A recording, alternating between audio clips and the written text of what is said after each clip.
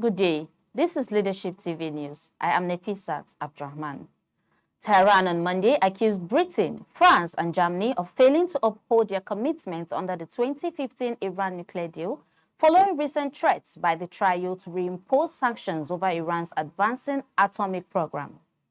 The 2015 Joint Comprehensive Plan of Action JCPOA, signed by Iran and the 5 permanent members of the United Nations Security Council, the United States, Britain, China, France, and Russia, along with Germany, was designed to limit Iran's nuclear activities in exchange for sanctions relief.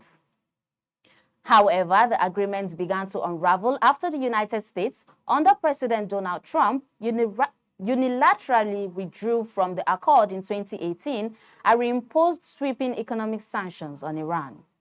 While the European signatories initially pledged continued support for the deal, efforts to shield Iran from the impact of renewed U.S. sanctions faltered. Iranian Foreign Ministry spokesman Ismail Bakai criticized the European powers on Monday, saying, "The European parties have been at fault and negligent in implementing the nuclear agreement."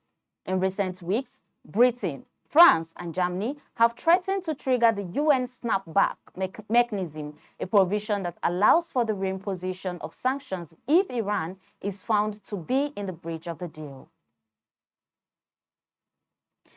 The Delta State Police Command has apprehended 27-year-old Kelvin Okpabororo for allegedly murdering his girlfriend, Excellence, the mother of his 2 children.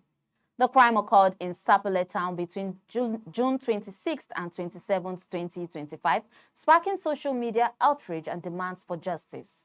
Delta State Police spokesperson SP Bright Edafe confirmed the arrest, stating, "The suspect, who initially fled, is now in custody and will be arraigned soon."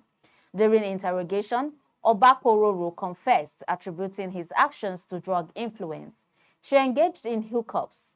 After an argument, she picked up a knife and I grabbed a hammer. I struck her 3 times on the forehead.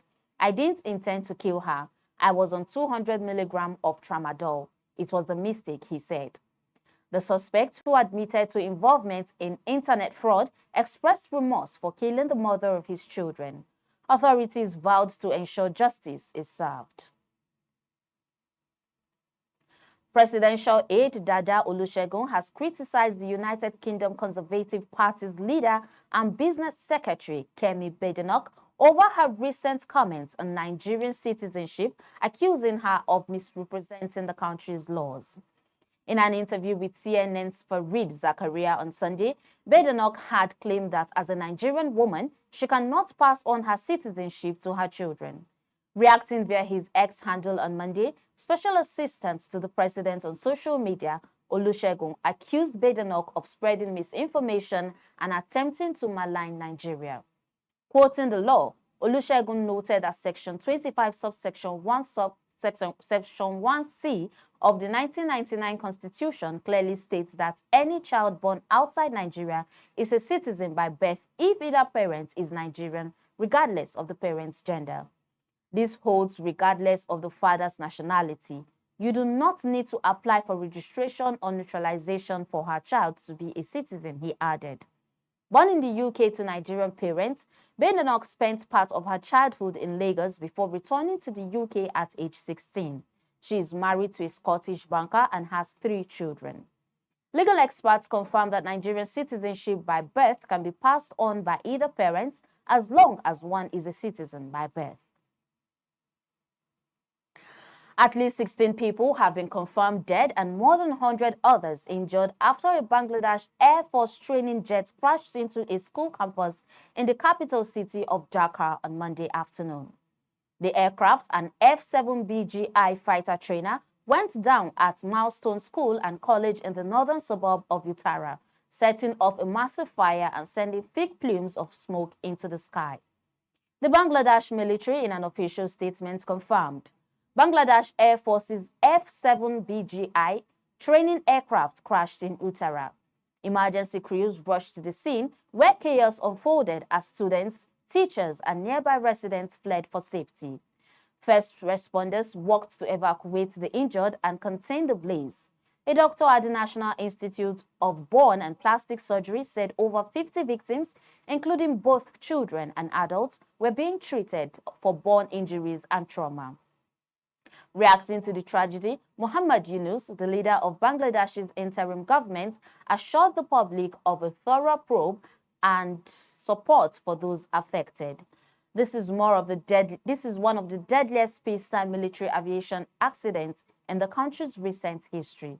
The names of the victims were yet to be released as of the time of this report. At least 1,000 athletes from 31 countries have arrived in Abuja for the 2025 African Karate Championship, which begins on Monday, July 21st.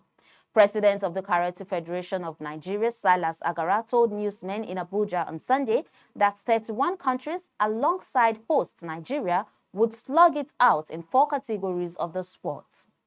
The categories include the cadet, which would accommodate athletes between 14 and 15 years, as well as the junior category, which has athletes between the ages of 16 and 17.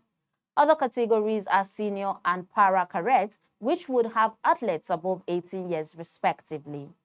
News Agency of Nigeria reports the KFN president as saying that the General Assembly of the African Championship would also take place in Abuja within this period. And that's it on Leadership TV News. For more about news stories, you can log on to our website on www.leadership.ng. I am Nefisat Abdurrahman. Many thanks for watching. Be part of our brand.